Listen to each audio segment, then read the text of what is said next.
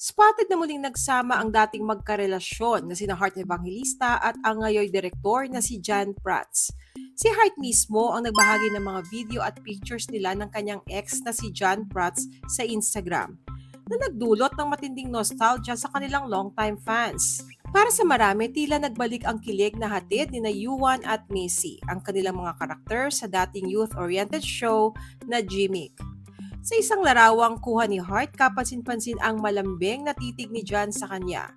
Kung hindi lamang alam na mayroon na silang kanya-kanyang asawa, iisipin mong may special pa ring pagtingin ang dalawa sa isa't isa. Caption ni Hart sa isa sa kanilang pictures, Gummy Bears, Yuan and Missy Forever. Kasunod nito ay binahagi rin niya ang ilang lumang video at larawan nilang dalawa noong kabataan pa nila.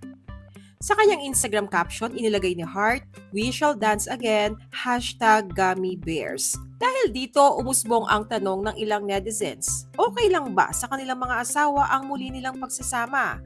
Lalo't dating nagkaroon ng romantikong ugnayan ang dalawa. Hindi kaya magselo sina Isabel Oli at Cheese Escudero? Ang sagot, tila walang dapat ipag-alala.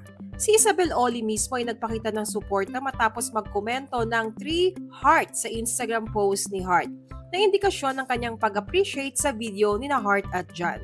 Nag-reply din si Hart sa komento ni Isabel at sinabing, "Pak! Heart agad!" Ipinapakita lamang nito na walang masamang loob sa pagitan nila at may basbas pa ni Isabel ang muling pagsasama ng kanyang mister at ng ex nitong si Hart. Batay sa post ni Hart, makakasama niya si John sa kanyang vlog. Caption niya, "So happy this happened.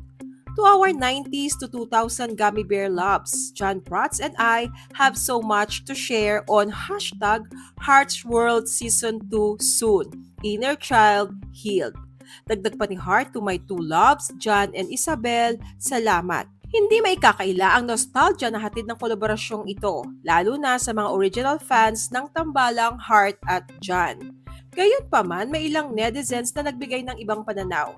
Para sa kanila, tila sinasadya umano ni Hart na isama sa kanyang vlog ang mga dating co-child actors at kaibigan bilang strategy para mapabuti o maibalik ang kanyang image, lalo na matapos itong madumisa ng mga isyong may kinalaman sa politika na kinasasangkutan ng kanyang asawang senador. Napansin din na kasabay ng kanyang post tungkol kay John Prats ay ipinromote rin ni Hart ang kanyang nalalapit na interview kasama si Angelica Panganiban.